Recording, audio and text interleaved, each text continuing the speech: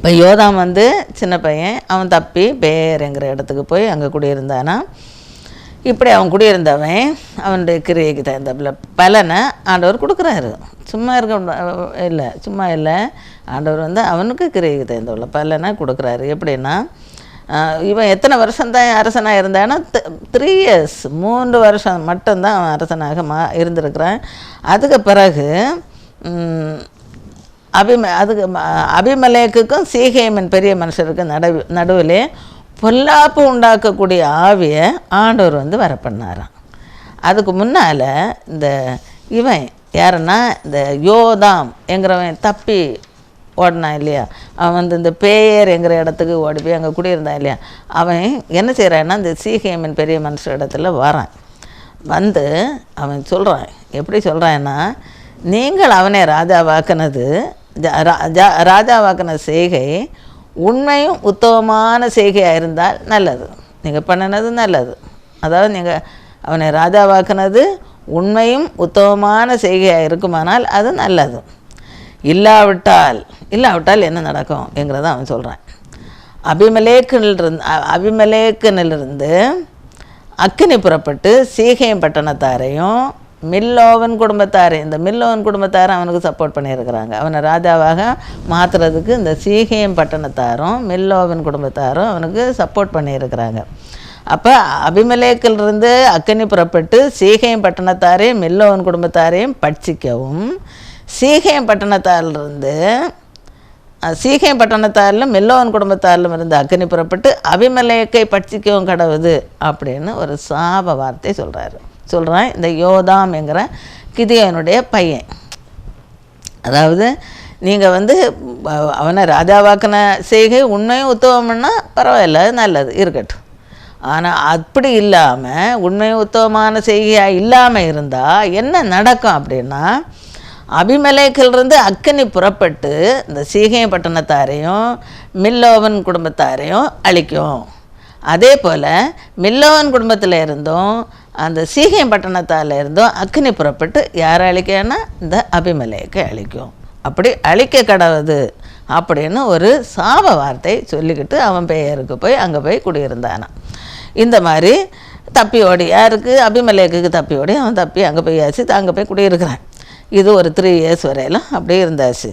அதுக்கு பிறகு ஆண்டவர் வந்து கிரியை செய்ய ஆரம்பிக்கிறாரு. என்னன்னா, இந்த சீகேம் பட்டணத்தாருக்கும் அபிமெலேக்குக்கும் இடையில் பொல்லாப்பு உண்டாக்கும் ஆவியை தேவன் வர பண்ணுகிறார். 2 பேருக்கு இடையில் ஒரு மனக்கசப்பு, ஒரு எனிமிட்டி அது வந்து வருது. சீகேம் பட்டணத்தாருக்கும் அபிமெலேக்குக்கும் இடையில் ஒரு எனிமிட்டி வருது. அந்த எனிமிட்டியை வர வச்சது யாருன்னா தேவன். ஏன்னா அவனுடைய கிரியைக்கு தகுந்தபில் உள்ள பலனை கொடுக்கணும் இல்லை. அதுக்கு அந்த பொல்லாப்பு உண்டாக்கும் ஆவியை ஆண்டவர் வர பண்ணாராம். வர பண்ணி ஆண்டவர் அடுத்தது இந்த நியாயாதிபதிகள் 9:24 அதுக்கப்புறம் சில காரியங்களெல்லாம் நடக்கும். 9:24 என்ன சொல்லியிருக்குன்னா, எருபாகாலன் 70 குமாரருக்கு செய்யப்பட்ட கொடுமை வந்து பலித்தது. செய்யப்பட்ட கொடுமை வந்து பலித்ததான் அந்த 3 yearsக்குள்ளால். அதாவது எருபாகாலன் 70 குமாரர் ஒரே கல்லன் மேலே அடித்து கொன்னான் இல்லையா, இவன் இந்த பீணரும் போக்கிரிகளுமான அந்த பயக்களை எல்லாம் கூட்டிகிட்டு போய் அந்த ஒரு கொடுமை, அந்த கொடுமை வந்து பலித்ததான் இங்கே இவனுக்கு. எருபாகாலன் 70 குமாருக்கு செய்யப்பட்ட கொடுமை வந்து பலித்தது. அவருடைய இரத்தப்பழி அவர்களை கொன்ற அவர்களுடைய சகோதரனாகிய அபிமெலேக்கின் மேலும் இரத்தப்பழி இப்போ வருது. யாருக்கு மேலே வருது? அபிமெலேக்கின் மேலே வருது. அடுத்தது யாருக்கு மேலே? அடுத்து மற்றவங்களையும் சும்மா விடலை. அடுத்து யாருக்கு மேலே வருதுன்னா, தன் சகோதரரை கொல்ல அவன் கைகளை திடப்படுத்தின சீகேம் மனுஷத்தார் மேலும் சுமரும்படியாக சீகேமின் பெரிய மனுஷர் அபிமெலேக்குக்கு ரெண்டகம் பண்ணினார்கள். சீகேமின் பெரிய மனுஷர்கள் வந்து அபிமெலேக்குக்கு ரெண்டகம் பண்ணாங்க. அங்கே என்னவோ வேண்டாம் வேலை பண்ணியிருக்கிறாங்க. உடனே அபிமெலேக்குக்கு கோபம் வருது. கோபம் வந்ததும் அவன் தான் அந்த சீகேம் மனுஷர்கள் தான் இவனை ராஜாவாக மாற்றினது. இப்போ அதெல்லாம் மறந்து போச்சு. இவங்க ரெண்டகம் பண்ணதும் அபிமெலேக்குக்கு அதெல்லாம் மறந்தாச்சு. இப்போ அவன் என்ன பண்ணுறான்னா, அபிமெலேக்கு சீகேம் பட்டணத்தார்கள் மேலே யுத்தம் பண்ண வரேன், சண்டைக்கு வரேன். அப்போ சண்டை வந்து மும்முரமாக நடக்குது. 2 சைடுக்கும் சீகை மனுஷருக்கும் மில்லோவன் குடும்பத்தார் சீகை மனுஷர் எல்லாரும் அவங்களுக்கு இடையிலையும் அபிமெலேக்கு ராஜாவாக இருக்கிறனால வந்து படைபலம் நிறைய இருக்கும். அந்த படைபலத்தோடு இவங்களே ஏற்று வரான். ஏற்று சண்டை நடக்குது. சண்டை பயங்கரமாக நடக்கும்போது யார் ஜெயிப்பா? அபிமலேக்கு தான் ஜெயிப்பான். ஆனால் ஆண்டவர் என்ன செய்கிறாரு? பொல்லாப்பை வர பண்ணுற ஆவியை வர வச்சு அப்படி தானே இந்த சண்டை வருது. அப்படி என்னால் ஆண்டவருடைய கிரியை ஆண்டவர் செய்கிறார். எப்படின்னா அவன் ஒரு துருக்கத்துக்கு பக்கத்தில் நின்றான்னா துருக்கத்தினுடைய கதவை சுட்டரிக்கணும்னு சொல்லிட்டு இந்த அபிமலேக்கு துருக்கத்துக்கு பக்கத்தில் நின்றுருக்கிறான். அந்த டைமில்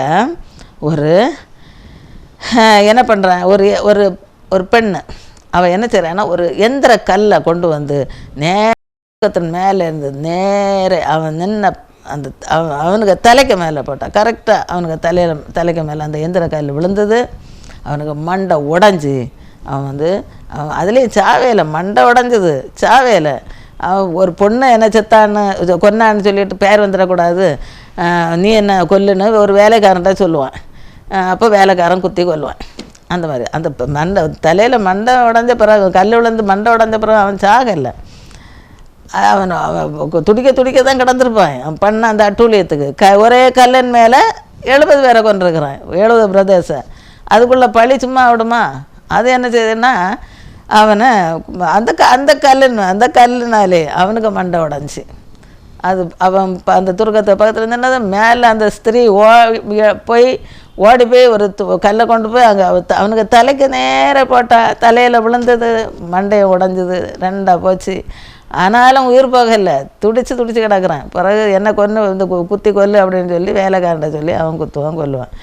அப்படி குத்தி கொண்டு அவன் செத்தான். இந்த மாதிரி அவன் செத்தான். அவன் என்ன 3 வருஷம் இருந்திருக்கிறான். அவனுக்கு கிரியைக்கு தான் இந்த பலன் அவனுக்கு கிடச்சி. சும்மா அவனுக்கு அந்த பழி உடல் அது அங்கே குடிச்சு சொல்லியிருக்கு. எருபாகாலன் 70 குமாரருக்கு செய்யப்பட்ட கொடுமை பலித்தது. அவருடைய இரத்த பழி அவனை கொன்று அவர்களை கொன்ற அவருடைய சகோதரராகிய அபிமலேக்கன் மேலும் அப்படி அபிமேலுக்கு மேலே வந்தது. அது மட்டும் இல்லை, சீகை பட்டணத்தாரே ஆண்டவர் சும்மா விடலை.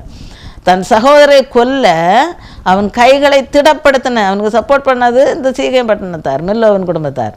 அவங்களையும் சும்மா விடையில. தன் கைகளை திடப்படுத்தின சீகை மனுஷர் மேலும் சுமரும்படியாக சீகைமின் பெரிய மனுஷர் அவனுக்கு 2 பண்ணார்கள். அப்படி 2 பண்ணி இப்போ சண்டை இந்த சீகை பட்டணத்தை அவன் அழிச்சு போட்டான் இந்த அபிமலேக்கு அப்போ அவங்களும் எல்லாம் அழிஞ்சாச்சு. அடுத்தது இந்த அபிமலேக்கையும் இந்த ஒரு பொண்ணு ஒரு ஸ்திரீ தலையில் கல்லை போட்டு அப்படி அவனும் செத்தான். இப்படி அவங்க அழிஞ்சு போனாங்க. அவங்களுடைய கிரியைகளுக்கு தகுந்த பலன் அவர்களுக்கு கிடச்சிது. அதனால் கொஞ்சம் கவனமாக இருக்கணும். அப்புறம் நியாயாதிபதிகள் 9:56 என்ன சொல்லியிருக்குன்னா, அபிமலேக்கு தன்னுடைய 70 சகோதரரை கொலை செய்ததனால் தன் தகப்பனுக்கு செய்த பொல்லாப்பை தேவன் அவன் மேல் திரும்பும்படி செய்தார்.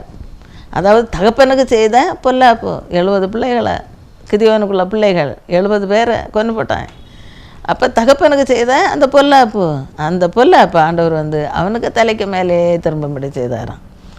அப்புறம் 57 சீகை மனுஷர் செய்த எல்லா பொல்லாப்பையும் தேவன் அவர்கள் தலையின் மேல் திரும்பும்படி செய்தார். எருபாகாலன் குமாரன் யோதாமின் சாபம் அவர்களுக்கு பலித்தது. சாபம் இவர் அந்த யோதாம் போட்டான். நீங்கள் செய்தது உண்மையும் உத்தவமாக இருந்தால் அது பரவாயில்லை. இல்லைன்னா அபிமலேக்கிலிருந்து அக்கனி புறப்பட்டு சீகை பட்டணத்தாரையும் மில்லோவன் குடும்பத்தாரையும் படிச்சுக்கணும். அதே போல் சீகை பட்டணத்தாரிலிருந்து மில்லோவன் அந்த குடும்பத்தாரில் இருந்தும் அக்கனி புறப்பட்டு யாரை படிச்சுக்கணும்? இந்த அபிமலேக்கை படிச்சுக்கணும் அப்படின்னு ஒரு சாபம் போட்டேன். அந்த சாபம் இப்போ பறிச்சது. சீகை பட்டணத்தார் மில்லோவன் குடும்பத்தார் அவங்களும் அழிஞ்சாங்க. அதுபோல் அபிமேலேக்கும் அழிஞ்சு போனேன். இவனுடைய சாபம் இவனுக்கு பலிச்சது. சாபம் பொதுவாக காரணம் இல்லாமல் போட்ட சாபம் பலிக்காது அப்படின்றது. இங்கே காரணம் இருக்க 70 பேரை கொன்ன பாவம் இருக்குதே, அந்த காரணம் இருக்குது. அதனால தான் அந்த சாபம் அவனுக்கு பலிச்சது. சீகைமன் மனுஷர் செய்த எல்லா பொல்லாப்பையும் தேவன் அவர்கள் தலையின் மேல் திரும்பும்படி செய்தார் அப்படின்னு பார்க்குறோம். அந்த அவன் செய்த அந்த யோதாம், அதாவது எருபகாலுடைய குமாரன் யோதாம், அவனுடைய சாபம் இப்போ பலித்தது அப்படின்னு பார்க்குறோம். இந்த மாதிரிப்பட்ட ஒரு கிரியைக்கு தகுந்த பலன் நீதியுள்ள நியாயாதிபதியாக கர்த்தர் அவனுக்கு கொடுத்துருக்கிறாரு. அவர் நீதியுள்ள நியாயாதிபதி, அவர் நீதியாய் நியாயந்திருக்கிறவர். சும்மா இப்படி இஷ்டத்துக்கு தாறுமாறா எல்லா வேண்டாம் வேலையும் செய்துட்டா அப்படியே அவர் கண்டுக்காமல் இருக்க மாட்டார், பார்த்துட்டே இருக்கிறார். அவருடைய கண்கள் பூமி எங்கே சுற்றி கொண்டிருக்கிறது. கொஞ்சம் பயம் இருக்கணும், ஆண்டவருக்கு பயந்து வாழணும். அப்படி இருந்து பயந்து வாழ்ந்தா என்ன செய்யும்? ஆசீர்வாதம் கிடைக்கும். இல்லை தாறுமாறாக இருந்தால் அதுக்குள்ளே பலன் கிடைக்கும்போது கஷ்டம். சீகையும் பட்டணத்தாக இருக்கும், அப்படி தான் வில்லவன் பட்டணத்தாக இருக்கும். அந்த பலன் கிடைக்கும்போது கஷ்டம். அபிமெலேக்குக்கும் அப்படி தான். அதனால் அப்படிப்பட்ட ஒரு கஷ்டமான சூழ்நிலை யாருக்கும் வரக்கூடாது. ஆண்டவருக்கு பயந்து கர்த்தருடைய கற்பனைகளுக்கு கீழ்ப்படிந்து நம்ம நடக்கணும். அப்படி நடந்தால் நல்லது. அவன் பெரிய சாமர்த்தியக்காரன் தான். எல்லாரையும் 70 பேரையும் கொண்டுட்டு வந்தான் அரசனாக. அப்படிப்பட்ட ஒரு சாமர்த்தியக்காரன். ஆனால் 3 இயர்ஸ் தான் அவனால் இருக்க முடியுது, அந்த பதவியில் இருக்க முடிஞ்சு. அதுக்குள்ளால அவனுக்கு அந்த கிரியைக்குள்ள பலன் கிடச்சிது. அதனால் இவன் என்ன செய்கிறான்? கர்த்தருடைய கற்பனை மீறி நடந்திருக்கிறான். கொலை செய்யாதிருப்பாயாக, இது கர்த்தருடைய கற்பனை, அதை மீறி இருக்கிறான். 70 பேரை கொண்டு இருக்கிறான். எவ்வளோ துணிகரம்!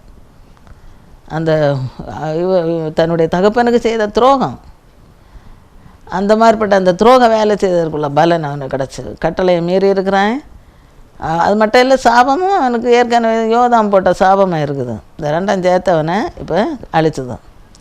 அந்த பலன், அவனுடைய கிரியைக்கு தகுந்த பலன் அவன் அடைந்திருக்கிறான். துர்க்கிரியைகளை செய்தால் என்ன கிடைக்கும்? அழிவு நிச்சயமாக கிடைக்கும். ஆனால் நற்கிரியைகளை செய்தால் ஆசீர்வாதம் கண்டிப்பாக கிடைக்கும். அந்த ஆசீர்வாதத்தை ஆண்டவர் தராமல் விடவே மாட்டார். நற்கிரியைகளுக்கு அந்த உள்ள அந்த பலனை, நற்கிரியைகளுக்குரிய பலனை ஆண்டவர் கண்டிப்பாக தருவார்.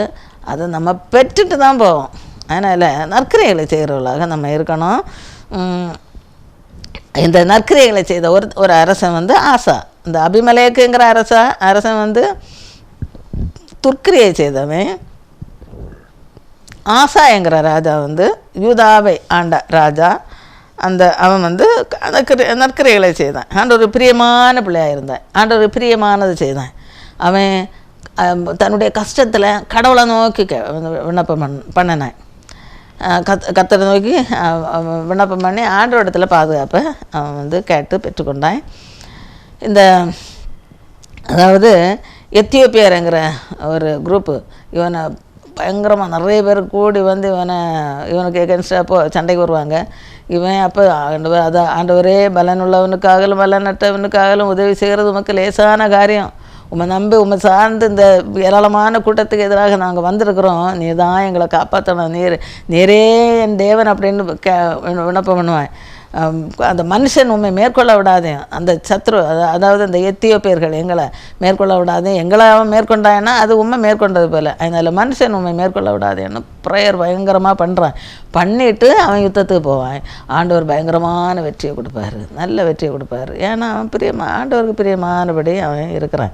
இன்னொன்று அவன் செய்வான். என்ன காரியங்களெல்லாம் செய்கிறான்னா 2 நாளாகவும் 14:3 ஆண்டவருக்கு என்ன விருப்பமோ அதை செய்கிறான். அதாவது அந்நிய தேவர்களின் பலிபீடங்களையும் மேடைகளையும் அகற்றி சிலைகளை உடைத்து விக்கிரக தோப்புகளை வெட்டி தங்கள் பிதாக்களின் தேவனாகிய கர்த்தரை தேடவும் நியாயப்பிரமாணத்தின்படியும் கற்பனையின்படியும் செய்யவும் யூதாவுக்கு கற்பித்து அவங்களுக்கு சொல்லிக் கொடுக்குறாங்க. நியாயப்பிரமாணத்தின்படியும் கற்பனைகளின்படியும் நீங்கள் நடக்கணும் அப்படின்னு யூதாவுக்கு கற்பிக்கிறேன். ஆட்களை வச்சு சொல்லிக் கொடுக்குறேன். நீங்கள் இப்படி தான் நடக்கணும். என்ன இந்த அந்நியர் தேவர்களை எல்லாம் பலிபீடங்களில் போய் கும்பிடாதுங்க, வழிபடாதுங்க, அது தப்பு, அது ஆண்டவருக்கு விருப்பம் இல்லாது, அது ஆண்டவர் வெறுக்கக்கூடிய காரியம். விக்கிரகங்களை வணங்கக்கூடாது, அந்நிய தேவர்களையும் கும்பிடக்கூடாது, அந்த பலிபீடங்கள் மேடைகளில் எல்லாம் போய் வணங்காதுங்க. இதெல்லாம் ஆண்டவர் விரும்பக்கூடிய காரியங்கள். கடவுள் விரும்பக்கூடிய காரியங்களை செய்யுங்க, விரும்பாததை செய்யாதுங்க அப்படின்னு சொல்லிட்டு அவன் போதித்து செய்கிறான். அந்த ஜனங்களையும் அந்த நல்ல வழியில் நடத்துகிறான். அதனால் அதுக்குள்ள அந்த ஒரு கிரியைக்குள்ள பலன் அதை ஆண்டவர் கொடுக்குறாரு. என்னன்னா இவனுக்கு நல்ல வெற்றியை கொடுக்குறாரு. நல்ல வெற்றியை கொடுத்தது அவனுக்கு ரொம்ப சந்தோஷம். அசரியா என்கிற தீர்க்கதரிசி சொல்கிறாரு, நீங்களோ உங்கள் கைகளை நகழ விடாமல் திடன் கொள்ளுங்கள், உங்கள் கைகளுக்கு பலன் உண்டு அப்படின்னு. நீங்கள் ஆண்டவரை உறுதியாக பற்றி கொண்டு ஆண்டவருக்கு பிரியமாக நடையுங்க, அந்த கைகளுடைய கிரியைகளை நகழ விடாதுங்க அப்படின்னு. ஆண்டவருக்கு பிரியமில்லாத ஒரு வாழ்க்கையில் நீங்கள் போயிடாதுங்க. போயிடாமல் ஆண்டவர் பிரியமாக நடைங்க. ஏன்னா உங்கள் கிரியைகளுக்கு கடவுள் ஆண்டவர் என்ன செய்வாருன்னா பலன் தருவார். நீங்கள் என்ன கிரியை செய்கிறீங்களோ, நீங்கள் எப்படி நடக்கிறீங்களோ அதுக்குள்ள பலனை ஆண்டவர் தருவார். அதனால் ஆண்டவருக்கு பிரியமாக நடைங்க. அந்த பிரியமில்லாத துணிகரமான பாவ கிரியைகளை நீங்கள் செய்யாதுங்க. துர்க்கிரியைகளை செய்யாதுங்க. துர்க்கிரியைகளை செய்தால் என்ன கிடைக்கும்? தண்டனை கிடைக்கும். நற்கிரியைகளை செய்தால் ஆசீர்வாதம் கிடைக்கும், நல்ல ஒரு பலன் கிடைக்கும். துர்க்கிரியைகளை செய்தால் சாபமும் கிடைக்கும். இந்த யோதாம் சாபம் போட்ட போல சாபம் கிடைக்கும். அந்த சாபமும் கிடைக்கக்கூடாது, நல்ல பலனும் கிடைக்கணும். அதனால் கிரியைகளை நற்கிரியைகளாக நீங்கள் செய்யுங்க. நற்கிரியைகளை செய்யுங்க. நல்லவர்களாக மாறுங்க, நல்லவர்களாக இருங்க. ஆண்டவருக்கு விருப்பம் இல்லாத எல்லாம் என்னென்ன இருக்குதோ அதையெல்லாம் விட்டுடுங்க. ஆண்டவருக்கு கீழ்ப்படிந்து நடையுங்க. ஆண்டவருக்கு விருப்பம் உள்ளதை செய்யுங்க அப்படின்னெல்லாம் போதிக்கிறேன். போதித்து ஜனங்களையும் அந்த வழியில் நடத்தி நல்ல ஒரு வெற்றியை பெற்றுக்கொள்கிறேன், ஆசீர்வாதத்தை பெற்றுக்கொள்கிறேன் அப்படின்னு பார்க்குறோம். இது அதாவது நல்லது செய்தால் நல்ல பலன் கிடைக்கும், துர்க்கிரையை செய்தால் துர்க்கிரைகளுக்குள்ள பலன் கிடைக்கும் அப்படின்னு பார்க்குறோம். அடுத்தது நன்மை செய்யணும் அப்படின்னு பார்க்குறோம். நம்முடைய ஆத்மாவை பாதுகாத்துக்கிடணும். பாதுகாத்துக்கிடுறதுக்கு நம்ம இதுவரையிலும் நம்ம பார்த்தது பொறுமையாக இருக்கணும். ஆத்மாவை பாதுகாத்துக்கிடுறதுக்கு பொறுமையாக இருக்கணும் அப்படின்னு பார்த்தோம். அப்புறம் அதுக்கு வாயையும் உதட்டையும் நாவையும் கொஞ்சம் கட்டுப்படுத்தி அந்த கொஞ்சம் கண்ட்ரோல் பண்ணி வச்சுக்கிடணும். சகிப்புத்தன்மையுடையவளாக நம்ம இருக்கணும். எதை கண்டும் தேவையில்லாத கண்டு பயப்படக்கூடாது. எதுக்கு பயப்படணும்னா ஆண்டவருக்கு பயந்து நடக்கணும். அப்புறம் கர்த்தருடைய கற்பனைகளுக்கு கீழ்ப்படிந்து நடக்கணும். அதில் மேட்டுமை சிந்தை கொள்ளக்கூடாது, தாழ்மை சிந்தை உள்ளவர்களாக இருக்கணும். ஆண்டவருடைய சத்தம் என்னங்கிறத கேட்டு அதுக்கு தகுந்தாப்பில் நடக்கணும். நற்கிரியைகளை செய்யக்கூடியவர்களாக நம்ம இருக்கணும். அதாவது நன்மை செய்யணும். நீதிமொழிகள் 3:27 சொல்லியிருக்கு, நன்மை செய்யும்படி உனக்கு திராணி இருக்கும்போது அதை செய்யத்தக்கவர்களுக்கு செய்யாமல் இராதே அப்படின்னு. நன்மை செய்ய திராணி இருந்தால் செய்யணும், அது செய்யத்தக்கவர்களுக்கு செய்யணும். அப்படி செய்யாமல் இருக்கக்கூடாது. செய்யாமல் இருந்தால் பாவம் செய்கிற ஆத்மா சாகும். அதனால் அதுக்கு இடம் கொடுக்கக்கூடாது. இங்கே நன்மை செய்த ஒரு பொண்ணு யாருன்னா தபித்தாள், தொற்காள் அப்படின்னு கேள்விப்பட்டிருக்கிறோம். அவள் நிறைய செய்தாலாம், தர்மங்களையும் மிகுதியாக செய்தாள், நற்கிரியைகளையும் தர்மங்களையும் மிகுதியாக செய்தாள். அவளுக்கு ஆண்டவர் ஆசீர்வாதத்தை கொடுத்தாரு பேதுரு மூலம். அடுத்தது நன்மை செய்யாமல் இருந்தால் அது நல்லதில்லை, சாபம். நீ நன்மை செய்தால் மேன்மை இல்லையோ ஆண்டவர் கேட்குறாரு. நன்மை செய்தால் மேன்மை இல்லையோ, நன்மை செய்யாதிருந்தால் பாவம் வாசற்படியில் படுத்திருக்கும் ஆண்டவர் சொன்னது. நன்மை செய்யாமல் இருந்தால் பாவம், அந்த பாவம் எங்கே இருக்கும்? வாசற்படியில் இருக்குமா, படுத்திருக்குமா. அதனால் நன்மை செய்யணும். நன்மை செய்கிறோம் திராணி இருந்தால் நன்மை செய்ய திராணி இருக்கும்போது செய்யத்தக்கவர்களுக்கு செய்யாமல் இராதே செய்யணும், அவங்களுக்கு செய்யணும். நமக்கு முடிஞ்ச அளவுக்கு நன்மை செய்யக்கூடியவர்களாக நம்ம இருக்கணும். இல்லைன்னா அது பாவம் அப்படின்னு பார்க்குறோம். ஆண்டவராகிய இயேசு கிறிஸ்து இந்த உலகத்தில் இருக்கும்போது நன்மை செய்கிறவராய் சுற்றித்திருந்தார் அப்படின்னு பார்க்குறோம். அவர் எல்லாருக்கும் எத்தனையோ இடங்க போன இடம் எல்லாருக்கும் நன்மை செய்கிறவராக இருந்தார். சுகம் இல்லாதவங்களுக்கு சுகத்தை கொடுத்தாரு, பிசாசு பிடித்தவங்களுடைய பிசாசு அகற்றி அவங்களுக்கு விடுதலை கொடுத்தாரு, வேறு பிரச்சனைகளாக இருந்தவங்களுக்கு விடுதலை கொடுக்குறாரு. இப்படி அவர் நன்மை செய்கிறவராக சுற்றித்திருந்தார். அது நமக்கு ஒரு மாடலாக அவர் அவர் காட்டிட்டு போயிருக்கிறாரு. அந்த மாடலை நீங்கள் பின்பற்றுங்க. கர்த்தருடைய இயேசுவின் அடிச்சுவடுகளை நடக்கணும். அதுதான் நம்முடைய வேலை. அப்போ அந்த மாதிரி இயேசுவை பின்பற்றி நம்ம நடக்கணும். அவர் நிறைய அற்புதங்களையும் அடையாளங்களையும் செய்தார். இப்போவும் ஆண்டவருக்கு பிரியமாக நடந்தால் அவங்க மூலமாக ஆண்டவர் அற்புதங்களையும் அடையாளங்களையும் செய்கிறாரு. ஆண்டவர் பிரியமான பிள்ளைகள், ஆண்டவருடைய ஊழியக்காரர்கள் மட்டும் இல்லை, ஆண்டவர் பிரியமாக நடக்கக்கூடியவங்க, அவங்க ஜெபிக்கும்போது அந்த ஜெபத்தை ஆண்டவர் கேட்பார், அற்புதங்களையும் அடையாளங்களையும் செய்கிறாரு. அது ஒரு மாடலை ஆண்டவர் காட்டிட்டு போயிருக்கிறார். அப்படியே அடிச்சுவர்களை பின்பற்றி நடக்கிற எல்லாருடைய விண்ணப்பத்தையும் ஆண்டவர் கேட்கக்கூடியவராக இருக்கிறார். அதனால் ஆண்டவர் பிரியமாக நடக்கணும். எல்லாருடைய விண்ணப்பத்தையும் அவர் கேட்பார். உடம்பு சரியில்லைன்னா ப்ரேயர் பண்ணால் ஆண்டவர் அதை கேட்பார். கேட்டதுக்கு அவர் பதில் தருவார், சுகம் தருவார், விடுதலை தருவார், பிரச்சனைகள்லேருந்து எல்லாத்துலேருந்து விடுதலை தருவார். அதனால் நம்ம ஆண்டவருக்கு பிரியமான பிள்ளைகளாக நம்ம ஜீவிக்கிறோமா இல்லையாங்கிறத பார்த்துக்கிடணும். எனக்கு கிரியைக்கு தகுந்தாப்புலேயும் பலன் கிடைக்கும். ஆண்டவர் பிரியமாக நடந்தால் ஆண்டவர் ஆசீர்வதிப்பார். ஆசீர்வாதத்தை நம்ம பெற்றுக்கொள்ள முடியும். அதனால் ஆசீர்வாதத்தை பெற்றுக்கொள்கிறவர்களாக நம்ம காணணும், காணப்படணும். அப்படி இருப்போம். அவரை நம்பி அவருக்கு பிரியமாக இருப்போம். அவரை சார்ந்து வாழ்வோம். அவருக்கு பிரியமான பிள்ளைகளாக ஜீவிப்போம். அப்புறம் அடுத்தது என்னென்னா, இச்சைகளுக்கு விலகி இருக்கணும். ஆத்மாவை பாதுகாத்துக்கொள்ள நன்மை செய்யணும் அப்படின்னு பார்க்குறோம். அடுத்தது இச்சைகளுக்கு விலகி நம்ம பாதுகாத்துக்கிடணும். அதுக்கு எக்ஸாம்பிள், பெஸ்ட் எக்ஸாம்பிள் யாருன்னா யோசேப்பு.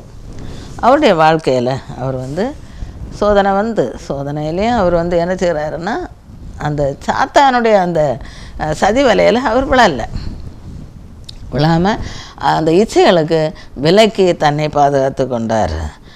அவர் சொல்கிறாரு, அந்த பொண்ணு தவறான வழியில் நடத்தும்போது, தவறான காரியங்களை செய்கிறதுக்கு அவள் தூண்டும்போது, அந்த யோசேப்பு என்ன சொல்கிறான்னா, நான் இத்தனை பெரிய பொல்லாங்குக்கு உடன்பட்டு தேவனுக்கு விரோதமாய் பாவம் செய்வது எப்படி? இத்தனை பெரிய பொல்லாங்கு. அப்போ இந்த பாவம் செய்கிறது பெரிய பொல்லாங்கு. இத்தனை பெரிய பொல்லாங்குக்கு உடன்பட்டு தேவனுக்கு விரோதமான பாவம் செய்வது எப்படி அப்படின்னு. இது நான் செய்தால் பாவம், தேவனுக்கு விரோதமான பாவம். ஆண்டவர் கூட இருக்கிறாரு, அவர் பார்த்துட்ருக்கிறாரு. அவர் பார்த்துட்டு இருக்கும்போது இந்த தவறை செய்தால் அது அதுவும் தேவனுக்கு விரோதமான பாவம் செய்கிறது. அது எப்படி நான் செய்ய முடியும்? செய்ய மாட்டேன். தப்பி ஓடுறாரு. என்ன விட்டாலும் பரவாயில்லைன்னு, என்ன வந்தாலும் அது உள்ள பனிஷ்மெண்ட் விட்டாலும் பரவாயில்லைன்னு அவர் தப்பி அதுலேருந்து ஓடுறாரு. ஓடி தன்னை விலைக்கு தப்பித்து கொண்டதுனால, அது ஏன் தப்பித்து கொண்டார்? கடவுளுடைய தெய்வ பயம் இருந்ததுனால தான் ஆண்டவரும் அதுக்குள்ளே ஒரு கரேஜ், ஒரு ஒரு துணிச்சலை கொடுக்குறாரு. என்ன வந்தாலும் அதுக்கப்புறம் என்ன வந்தாலும் பார்த்துக்கலாங்கிற ஒரு துணிச்சலை கொடுக்குறாரு. அந்த துணிச்சலோட தப்பி ஓடுறாரு. ஓடி வரக்கூடிய கஷ்டங்களை எல்லாம் அனுபவிக்கிறாரு. இருந்தாலும் அது பரவாயில்ல, கொஞ்சம் நாள் சோதனை. அதுக்கப்புறம் 2 மடங்கான ஆசீர்வாதம். 2 மடங்கு இல்லையே, அவர் பெரிய ஒரு அதிகாரியாக மாற்றியிருக்கிறாரு. நிறைய ஆசீர்வாதம். அதனால் அந்த மாதிரிப்பட்ட ஒரு ஆசீர்வாதத்தை அவர் பெற்றுக்கொள்கிறாரு. ஏன்னா இந்த பெரிய பொல்லாங்குக்கு உட்படாமல் இருந்ததுனால, பாவத்துக்கு உட்படாமல் இருந்ததுனால, இந்த பாவம் அப்படிப்பட்ட பாவங்கிறத நீதிமொழிகள் 6:32 சொல்லியிருக்கு. அதாவது ஸ்திரீயுடனே விபச்சாரம் பண்ணுகிறவன் மதிகட்டவன், அப்படி செய்கிறவன் தன் ஆத்மாவை கெடுத்து போடுகிறான். ஆத்மாவை கெடுத்து போடுகிறான்.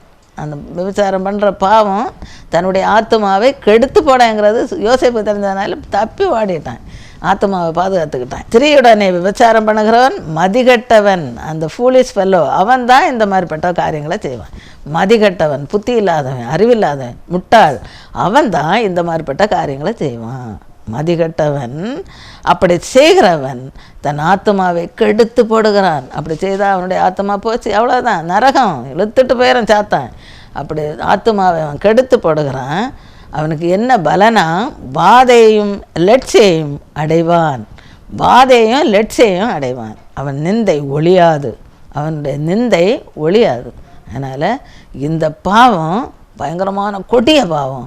இந்த பாவத்தில் அகப்படாதபடிக்கு அவன் தெய்வ பலத்தோட, தெய்வ பயம் இருந்ததுனால, அவருடைய ஒத்தாசையோடு அவன் பாதுகாக்கப்பட்டான், அவன் காப்பாற்றப்பட்டான். பயங்கரமான ஒரு ஆசீர்வாதத்தை அவன் பெற்றான். அதனால் இந்த மாதிரிப்பட்ட பாவங்களில் கவனமாக இருக்கணும். சாத்தான் இந்த மாதிரிப்பட்ட காரியங்களை தூண்டும்போது அந்த சாத்தானுடைய தலையை நசுக்கின ஆண்டருடைய அந்த ஒத்தாசையோடு சாத்தானுடைய தலையை நசுக்கி அதில் ஜெயம் பெறணும், வெற்றி பெறணும். ஆண்டவருக்கு பிரியமான பிள்ளையாக நம்ம அந்த பாவத்துக்கு விலக்கி நம்மை பாதுகாத்து கொள்ள வேண்டியது ரொம்ப முக்கியமான ஒரு காரியம். மிக மிக அவசியம், முக்கியமானது. அந்த அந்த அந்த பாவத்தை செய்யாமல் யோசேப்பு தப்பி ஓடனா இல்லையா, அந்த தப்பி ஓடன அந்த யோசேப்போட ஆண்டவர் என்ன செய்கிறாரு? கூட இருக்கிறாரு.